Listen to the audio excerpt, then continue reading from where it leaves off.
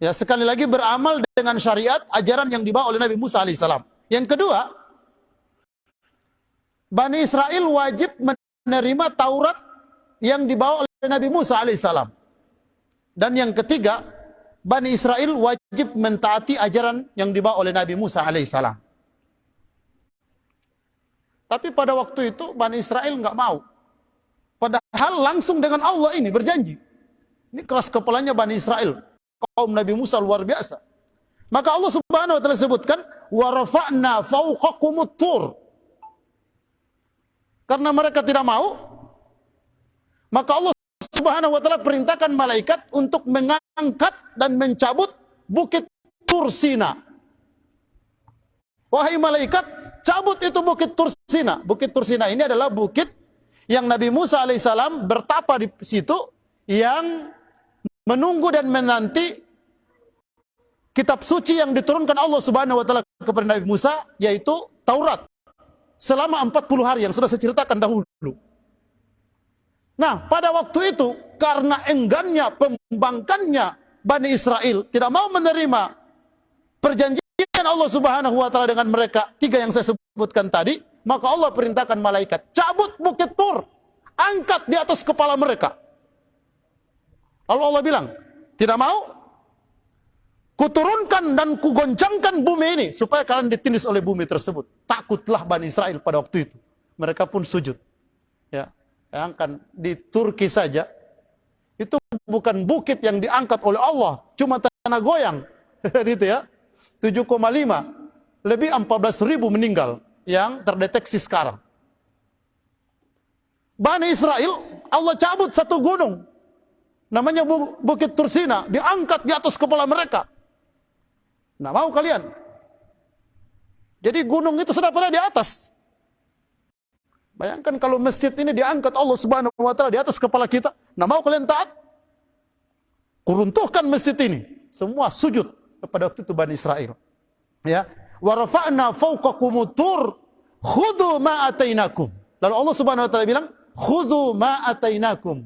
Ambil ajaran yang dibawa oleh Nabi Musa.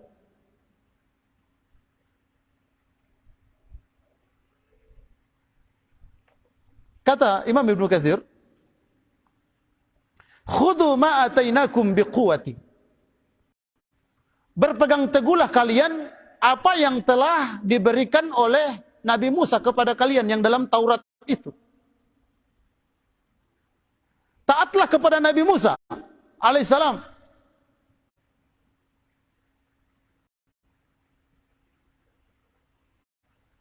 Dan khudhu ma atainakum biquwwah.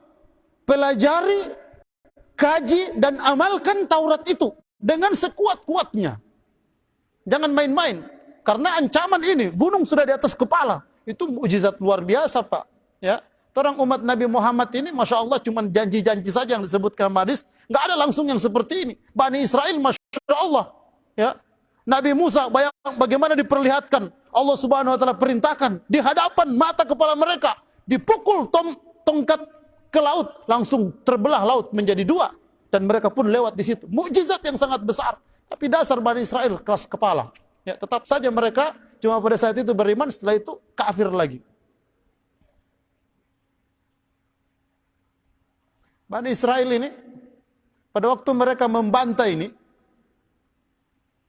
Allah Subhanahu wa taala perintahkan supaya beriman kepada Allah, taat dengan ajaran Nabi Musa, terima Taurat ini sebagai kitab kalian, dan mereka tidak mau. Alasannya mereka, kata Imam Ibnu Katsir, mereka mengatakan,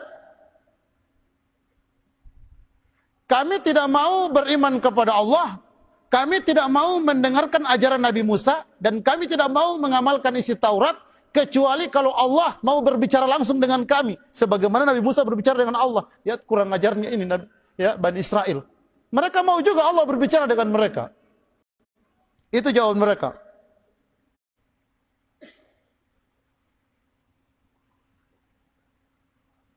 Namun setelah Allah Subhanahu wa taala ancam dengan mengangkat bukit Tur itu di atas kepala mereka, yang kalau kalian juga keras kepala, sudah hancur kalian semua dengan bukit ini, kuruntuhkan dan habis, selesai kalian. Maka mereka pun ya pada waktu itu sujud, Tidak ada satu manusia Bani Israel pada waktu itu kecuali semuanya sujud.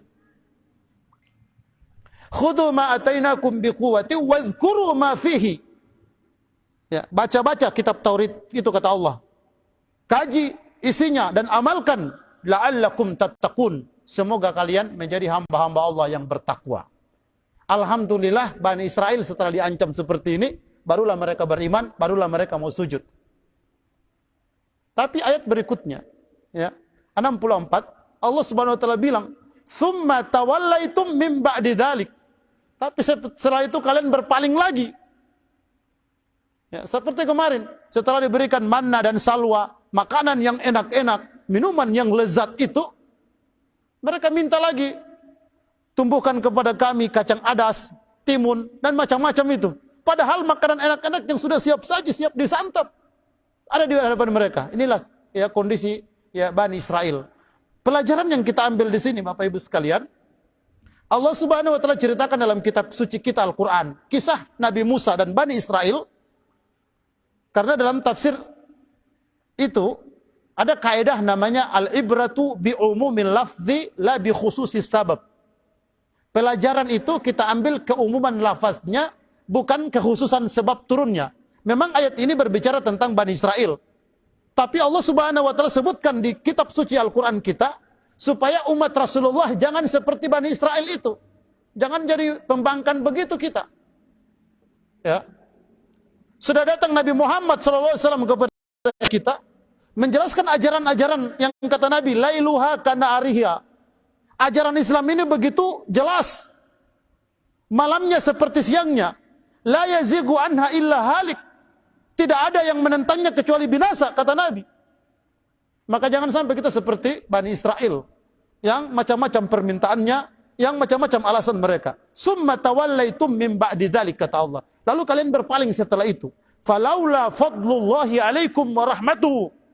Andai bukan karena kasih sayang dan cinta Allah Subhanahu wa taala serta rahmatnya, lakuntum minal khasirin. Pasti kalian menjadi orang yang sangat merugi.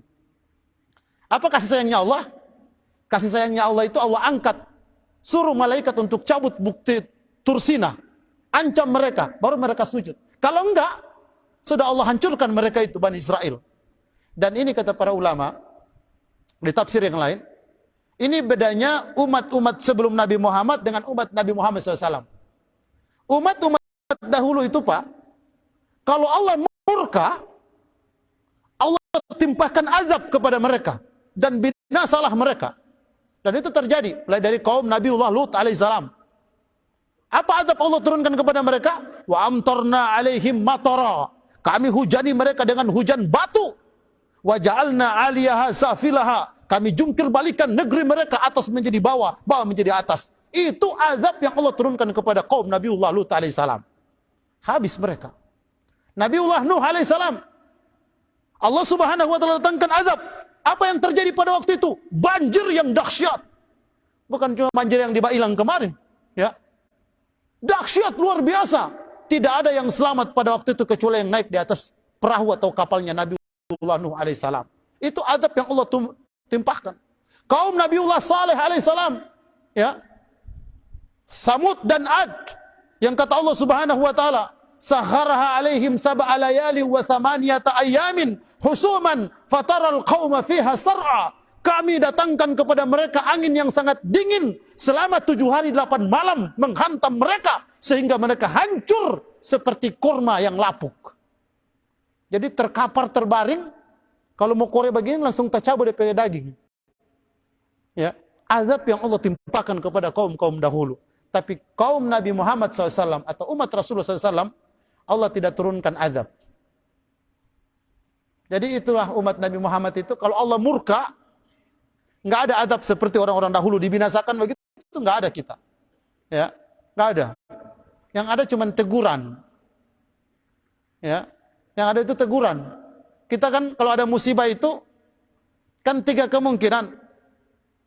Jikalau penduduk satu kampung itu semua beriman, lalu datang musibah kepada mereka, sesungguhnya musibah itu adalah ujian. Jikalau penduduk satu kampung itu sebagian beriman, sebagian durhaka, sebagian taat, sebagian bermaksiat. Allah datangkan musibah. Musibah itu adalah teguran. Tapi kalau penduduk satu kampung itu semuanya sudah durhaka, tidak ada lagi yang menyebut Allah, tidak ada lagi yang sujud dan ruku, tidak ada lagi yang berzikir kepada Allah, nah barulah disebut dengan azab. Dan itu tidak ada di umat Rasulullah SAW. Karena di kita itu ada namanya iqamatul hujjah. Alhamdulillah dakwah itu tegak. Jadi di mana titik di negara sekarang yang tidak ada dakwah? Semua ada. Ya, itulah yang menjadi asbab Allah Subhanahu wa taala tidak turunkan azab seperti kaum-kaum sebelum kita. Maka kita bersyukur menjadi umat Rasulullah sallallahu alaihi wasallam. Enggak ada azab seperti orang-orang dahulu. Adapun di Turki kemarin kan tidak hancur semua Turki, sebagian saja. Ya. Dan itu bencananya masih bencana yang biasa, tanah goyang saja. Kalau azab dahulu, Masya Allah, amtarna alaihim matara, kami hujani mereka dengan hujan batu. Jadi Masya Allah, hujan itu jatuh dari atap, tembus mengenai kepala, ya, dan jatuh sampai hancur berkeping-keping tubuh orang tersebut. Sampai segitu, ya, azab Allah turunkan. Baik, Bapak Ibu jamaah yang dirahmati Allah Subhanahu wa taala, summa tawallaitum min ba'di dzalik, kata Allah, setelah kami minta perjanjian dengan kalian wahai Bani Israel supaya menerima Nabi Musa sebagai rasul kalian, supaya bertauhid kepada Allah Subhanahu wa taala, supaya mempelajari kitab Taurat dan mengamalkan isinya, tapi kalian kemudian tidak mau, ya, kalian berpaling, lalu Allah ancam dengan memerintahkan kepada malaikat mencabut bukit Tursina, mengangkat di atas kepala Bani Israel, lalu mengancam mereka. Itu yang disebut dengan falaula fadlullahi alaikum wa rahmatuh. Andai bukan karena sayangnya Allah dan rahmatnya Allah kepada kalian, sudah Allah hancurkan kalian, lakuntum minal khasirin. Kalian akan menjadi orang yang sangat merugi kalau bukan rahmat dan kasih sayang Allah Subhanahu wa taala. Termasuk kita umat Rasulullah. Andai bukan kasih sayang Allah Subhanahu wa taala, kita juga sudah binasa.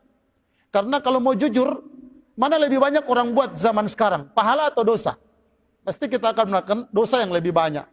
Buktinya masjid dengan bar, masjid diskotik, mana yang lebih ramai? Ya, masjid 1 jam ini kajian, orang sudah lama juga, kapan so ini mau selesai? Ya, di bar berjam-jam, bahkan kemarin waktu Piala Dunia, bayangkan jam 12, jam 1, jam 2, jam 3, orang tunggu, ya, berjam-jam untuk menonton bola kaki. Yang nggak ada janji dari Nabi atau dari Al-Quran bahwa orang nonton bola kaki dapat pahala, nggak ada itu. Ya, nah ini jelas-jelas kita duduk bermajlis pahalanya begitu besar. Ya, lalu kita tidak suka dengan menonton bola itu. Nah, ayat berikutnya. Walaqad alimtumul ladzina i'tadaw minkum fi sabt.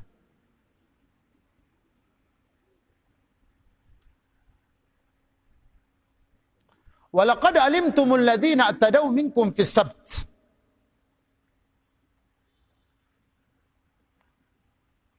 Dan sungguh, kalau dalam bahasa Arab ada kata-kata laqad atau qad.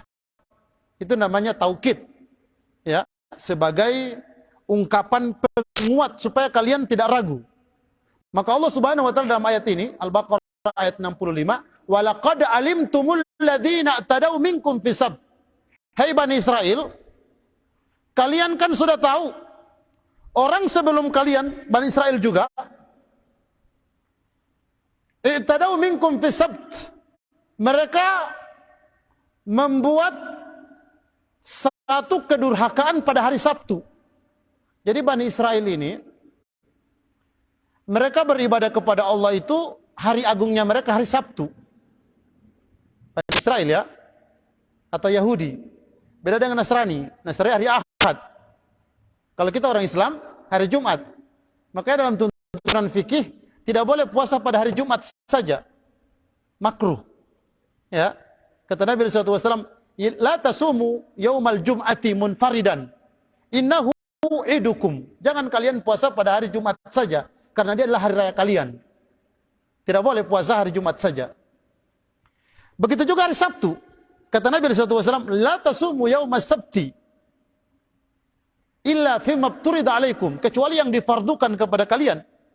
Wa illam tajidu illa lihai inabin. Andai kalian tidak dapat makanan kecuali ranting anggur atau daun-daunnya, makanlah. Ya.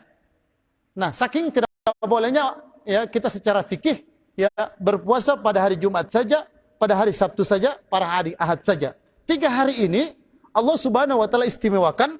Untuk hari Jumat adalah ibadahnya kaum muslimin, untuk hari Sabtu ibadahnya orang Yahudi, dan untuk hari Ahad ibadahnya orang Nasrani. Tapi saya belum bicara tentang ibadahnya orang Islam, belum berbicara tentang ibadahnya orang Nasrani, saya fokus dengan ibadahnya orang Yahudi. Nah, orang Yahudi ini ibadah mereka cuma di hari Sabtu. Makanya di hari Sabtu itu Allah Subhanahu wa taala melarang orang Yahudi bekerja. Tidak boleh kalian bekerja. Nah, orang-orang Yahudi Bani Israel, orang-orang sebelum yang sedang saya ceritakan ini, jadi Bani Israel yang sedang saya ceritakan ini adalah Bani Israel yang muda-muda. Yang generasi sebelum mereka itu namanya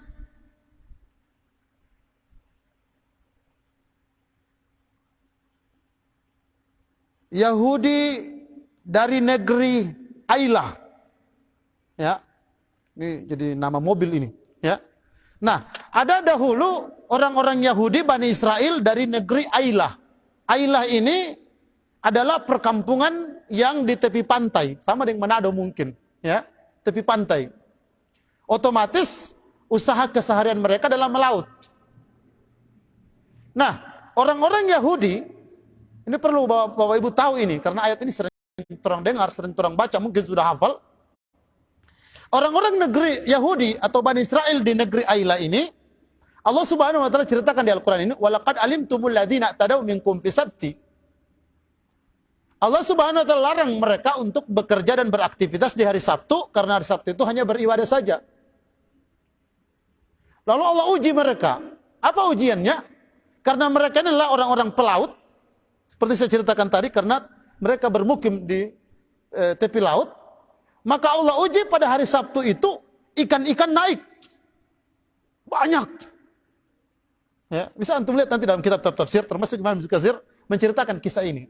Jadi ikan, masya Allah, hari Sabtu orang-orang Yahudi Ailah pada waktu itu, banyak ikan. Orang ini tukang basoma, orang ini tukang bajala. Kong Nabi Musa melarang kami untuk bekerja pada hari Sabtu. Jangan ini. Padahal mereka nggak tahu ini ujian dari Allah.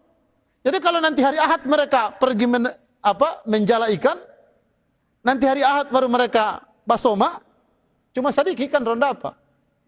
Tapi kalau hari Sabtu, masya Allah, ikan itu sebelumpa-lumpa. Ini masya Allah. Jadi kadang-kadang Allah ingin uji juga kita, Pak.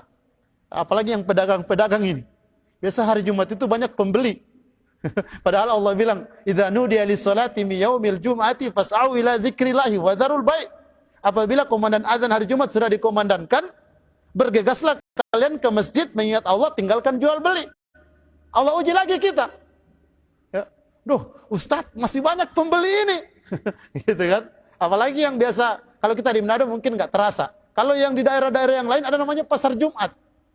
Ya, masjid-masjid besar itu di Jawa, di Makassar termasuk, ada pasar Jumat di emperan masjid. Masya Allah, menjelang adzan dikomandangkan itu banyak pembeli.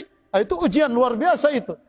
Persis, ya, Bani Israel di Ailah yang sedang saya ceritakan. Hari Sabtu, masya Allah, memutih tepi laut dengan ikan. Maka orang-orang Yahudi Bani Israel di negeri Ailah pada waktu itu rombekkan taktik hila, ya, makar, ya, atau tipu daya.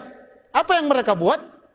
Dalam pesoma atau dalam pejala pukat ditanam pada Jumat sore, ya, pokoknya Jumat sore menjelang malam itu tanam pukat. Hari Sabtu dorang tidak melaut, pergi beribadah. Nah, hari Ahad pagi, oh masya Allah, banyak itu ikan. Nah, itu taktiknya orang Yahudi, tidak ambil itu ikan-ikan itu. Itulah yang terjadi. Maka kata Allah Subhanahu wa taala, pelanggaran yang kalian buat itu, Bani Israel, ngonein tahu itu ngone pendahulu, generasi sebelum kalian, ini yang mereka buat. makar kepada nabinya.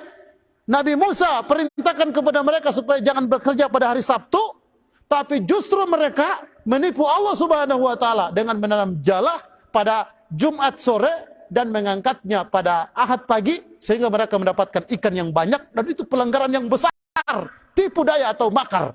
Maka kata Allah Subhanahu wa taala, faqulna lahum kunu qiradatan khasiin. Jadilah kalian kerak-kerak yang hina. Maka Bani Israel, orang Yahudi, bangsa Aila ini pada saat itu langsung berubah tubuh mereka menjadi kerak-kerak monyet-monyet yang hina pada saat itu. Dan itu kutukan Allah Subhanahu wa taala. Maka Allah ceritakan kepada Bani Israel yang sedang berhadapan dengan Nabi Musa ini, ngoni tahu pendahulu-pendahulu kalian dahulu ini yang dorang buat. Allah perintahkan mereka supaya mereka beribadah kepada Allah pada hari Sabtu. Jangan pergi mencari. Mereka buat tipu daya dengan Allah Subhanahu wa taala. Maka Allah murka dan kutuk mereka. Kunu qiradatan khasiin. Jadilah kalian monyet-monyet kerak-kerak yang hina. Makanya pernah ada teori mengatakan bahwa asal usul manusia itu adalah dari kera. Mungkin pernah belajar itu dulu, ya, di SD atau SMP. Saya khawatir jangan sampai teori ini adalah dia dapatkan kisah Nabi Musa pada waktu itu, ya. Kaumnya Nabi Musa, Bani Israel, yang Allah Subhanahu wa taala kutuk mereka menjadi kera-kera yang hina. Memang bentuknya seperti manusia, ya. Kera yang berdiri seperti manusia kaki dua, tapi mereka adalah bentuknya kera atau monyet. Itu adalah manusia-manusia kutukan Allah karena melanggar, membuat makar kepada Allah Subhanahu wa taala. Kisahnya yang saya sebutkan tadi itu, ya. Wallahu alam, saya mengira mungkin seperti itu, Pak. Karena dalam Islam bahwa manusia asalnya itu bukan dari kera. Kan gitu ya. Kalau dalam hadis kata Nabi sallallahu alaihi wasallam, ya, sesungguhnya penciptaan kalian itu dalam rahim sang ibu adalah 40 hari dalam keadaan nutfah, ya. Ya, mani. Kemudian 40 hari berikutnya menjadi darah, ya. Kemudian 40 hari menjadi daging, lalu dibungkus dengan tulang. Kemudian Allah perintahkan malaikat untuk meniupkan ruh, lalu memerintahkan untuk menulis takdir kalian, rezekinya, ajalnya, dan sebagainya disebutkan dalam hadis itu. Nah, ini ya keyakinan akidah kita tentang manusia. Dan asalnya manusia itu adalah dari Nabi Adam alaihissalam, dan Nabi Adam itu adalah diciptakan dari tanah. Ya, begitu bahasa Al-Quran. Jadi orang-orang Islam ya berkeyakinan bahwa asal usul manusia itu dari tanah, ya, bukan dari kera. Ya, jangan sampai kera yang disebutkan ini adalah yang didapatkan pada zaman itu, bahwa ada satu kaum, bukan cuma 1-2 orang, Pak. Ya, satu kampung, satu negeri. Namanya Bani Israel, orang Yahudi dari negeri Ailah yang tinggal di dekat, ya, laut. Ya, saya karena belum pernah ke sana, belum pernah lihat di mana itu. Mungkin kalau ditelusuri di Google atau dicari sejarahnya mungkin akan kita dapatkan, ya. Yang pasti ini disebutkan para ulama tafsir, inilah kisah yang pernah terjadi ya di muka bumi ini, kisah orang-orang Yahudi. Ya, langsung mendapatkan murka dari Allah Subhanahu wa taala, faqulna lahum kunu qiradatan khasiin. Kami langsung katakan kepada mereka, jadilah kalian kerak-kerak yang hina. Dan bagi Allah, idza arada syai'an an yaqula lahu kun fayakun. Bila Allah Subhanahu wa taala menginginkan sesuatu, hanya dengan mengatakan jadi, maka terjadilah. Nah, pelajaran yang kita ambil Bapak Ibu sekalian, dalam kisah ini, wajib bagi siapapun di muka bumi ini, laki-laki ke perempuan, tua ke muda, kaya ke miskin, pejabat bukan pejabat, pertama wajib bagi kita untuk bertauhid, meyakini kekuasaan keagungan Allah Subhanahu wa taala. Itu harga mati. Biarpun Bapak kaya, Bapak kuat, Bapak hebat, tetap mengakui yang hebat itu Allah Subhanahu wa taala. Yang agung itu adalah Allah Subhanahu wa taala. Karena Allah menghendaki terjadi apa saja yang Allah mau.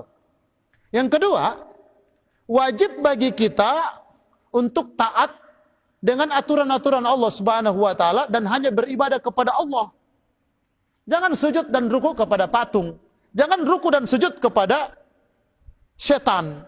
Jangan yakin benda-benda keramat, gaib, kekuatan sakti dan semisalnya. Jangan. Yang kuat itu adalah Allah Subhanahu wa taala. Makanya sering saya ulang-ulang, dari rumah kita sudah diajarkan oleh Nabi sallallahu alaihi wasallam baca doa. Bismillahi tawakkaltu 'alallahi la haula wala quwata illa billah. Dengan menyebut nama Allah, aku bertawakal hanya kepada Allah. Tidak ada daya dan kekuatan melainkan daya dan kekuatan Allah Subhanahu wa taala. Itu akidah kita, Pak.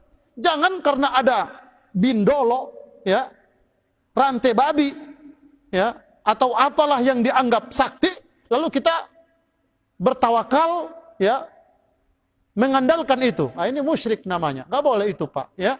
Kekuasaan semuanya adalah milik Allah Subhanahu wa taala, ya. Allah yang memberi mudarat, Allah yang mendatangkan manfaat, Allah yang menyembuhkan penyakit, Allah pun yang memberikan, ya, berbagai macam ujian kepada kita. Itu yang kedua. Yang ketiga, perlu untuk kita ambil hikmah dan pelajaran di sini bahwa wajib hukumnya mentaati rasul yang diutus Allah Subhanahu wa taala kepada kita.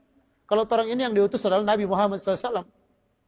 Maka apa ajaran yang Nabi SAW sudah sampaikan kepada kita, ikuti, Pak.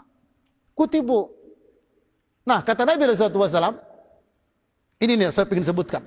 Pelajaran yang sangat penting. Zaman sekarang, waktu sekarang ini. Kata Nabi SAW, idza stabahu zina, wa syuribul khumur, wa duribu bil ma'azib, ara Allahu azza wa jalla fi samaihi.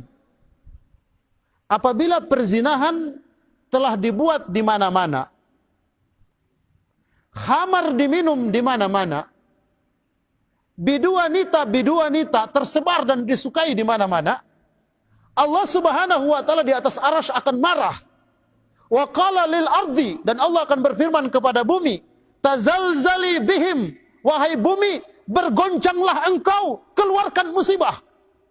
Fa in tabu wa nazau, kata Nabi, kalau mereka bertobat, Allah cabut musibah itu. Wa illa ahdamaha alaihim, tapi kalau mereka tidak mau bertobat, Allah akan perintahkan lagi musibah dan bencana yang lain. Nah, kita Indonesia ini, Pak, tiga ini yang disebutkan Nabi. Idza syuribul khumur, apabila khamar diminum di mana-mana. Dan itu terjadi di orang, Pak. Sekarang, Masya Allah, bukan cuma orang yang berduit yang minum khamar. Orang susah yang minum. Bukan cuma orang kaya yang mabok, orang miskin tak tidur-tidur di got. Ya. Khamar itu, ini mohon maaf kalau ada bapak-bapak polisi di sini, yang simbolnya itu brand hijau Bagate, ternyata ada orang Bagate. Ya, saya orang kampung, Pak, saya lihat langsung memang. Nah, ini mari sama-sama orang bahu-membahu, ya, bahu pegang tangan, sama-sama orang berantas ini. Salah satu di antara asbab, kalau terberantas khamar ini, insya Allah musibah, bencana Allah jauhkan dari kita. Ya, subhanallah, banjir ini, longsor ini, tanah goyang ini, makhluk Allah yang tidak berucap. Tidak terdengar suara, tidak ada dia bilang apa-apa. Maka kalau Allah perintahkan dia, awas. Ya. Tidak main-main, Pak. Terang ada di dalam masjid ini, kalau Allah perintahkan itu tanah goyang, runtuh masjid ini, bisa saja kita langsung satu kali wafat di dalam masjid. Maka salah satu asbabnya, kata Nabi SAW, khamar, Pak. Jangan. Ya. Makanya saya pribadi ini, Pak, andai polisi mau ajak saya untuk sama-sama orang mau ceramai orang-orang minum khamar, saya siap. Ya. Karena itu salah satu asbab, insya Allah negeri kita yang kita cintai ini, baldatun thayyibatun wa rabbun ghafur, insya Allah, salah satu asbab Allah angkat bencana adalah keluarkan dulu khamar. Saya sedih kalau cap tikus sudah menjadi oleh-oleh khusus, ya, dari Minahasa atau dari Sulut. Aduh, jangan sampai begitu, ya. Karena itu khamar, nggak boleh, Pak. Ini pertama, ya. Itu dalam hadis langsung disebutkan Nabi. Idza syuribul khumur, apabila khamar sudah diminum di mana-mana, artinya terang-terangan. Kalau masih sembunyi-sembunyi, masih wajar, Pak. Ya, meskipun terang nggak setuju, tapi minimal dia masih malu-malu, bersembunyi. Maka kalau terang-terangan, Pak, ya, di pinggir jalan Pak minum, Masya Allah, itu kan sudah malu-malu artinya. Itu bahaya, mengundang murka Allah Subhanahu wa taala. Yang kedua, idza wastabahu zina, perbuatan zina dilakukan di mana-mana. Ini juga terjadi, Pak. Bukan cuma di kota-kota besar ada zina. Kota kota kecil, bahkan di desa-desa, zina terjadi. Saya ini Pak penceramah juga, kadang-kadang diundang untuk memberikan nasihat pernikahan. Banyak itu acara pernikahan yang diberikan nasihat, banyak itu pasangan yang menikah sudah hamil duluan. Ya. Kalau istilah orang Manado ini, minta masuk dulu sebelum masuk minta. Ya. Kasar sekali sebetulnya kalimat itu, ya mohon maaf. Ya, tapi itulah yang terjadi memang. Nah, inilah perzinahan. Inilah yang mengundang murka Allah Subhanahu wa taala. Jadi kalau Indonesia ini banjir, longsor, macam-macam bencana terjadi, biarpun para ahli berapa juta kita datangkan untuk memberikan solusi, nggak bisa Pak. Ini dulu yang orang bersihkan. Ya, khamar, zina, karena ini disebut dalam hadis Pak. Dan yang ketiga, waduribu bil ma'azib. Biduanita tersebar dan menjadi fans banyak orang. Dan itu Pak terjadi. Ya. Termasuk mungkin sampai istri. Bukannya fans kepada perempuan muslimah, bukannya fans kepada istri Nabi SAW, sahabiah dahulu, Siti Aisyah, Siti Khadijah, ya, Ummu Kulsum atau siapa-siapa begitu. Yang mereka fans adalah para artis-artis. Sehingga sekarang itu baju-baju selalu mengikuti tren yang para artis itu. Nah ini berbahaya sekali. Untuk apa kita mau idolakan mereka? Termasuk kita juga kadang-kadang mengidolakan para artis. Oh Masya Allah, dulu ada namanya Ronaldo dari Brazil. Sering mencetak gol. Tampilan guntingnya, dia cukur botak rambutnya, disisakan sedikit di sini. Mungkin zaman saya, bapak-bapak yang hidup di zaman itu mungkin tahu itu, ya. Masya Allah, terkenal, namanya Ronaldo. Itu gunting yang modelnya begitu itu, oh Masya Allah, banyak orang-orang yang ikut. Sampai ada satu film sinetron, orang Indonesia, perempuan, judulnya Kecil-Kecil Jadi Manten. Perempuan artis, dicukur rambutnya untuk berpenampilan seperti Ronaldo itu. Nauzubillahi min dzalik. Ya, mengefans tentang artis seperti ini. Tidak boleh Pak begini. Kemudian datang berikutnya adalah David Beckham. Oh, fansnya juga luar biasa.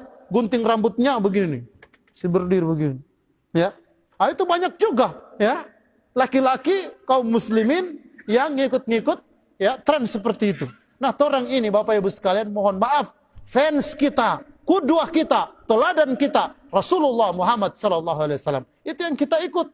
Kata Nabi sallallahu alaihi wasallam, "Innama bu'istu liutammima makarimal akhlak." Aku diutus kepada kalian untuk menyempurnakan akhlak kalian. Akhlak Nabi yang wajib untuk kita teladani. Apa kata Nabi?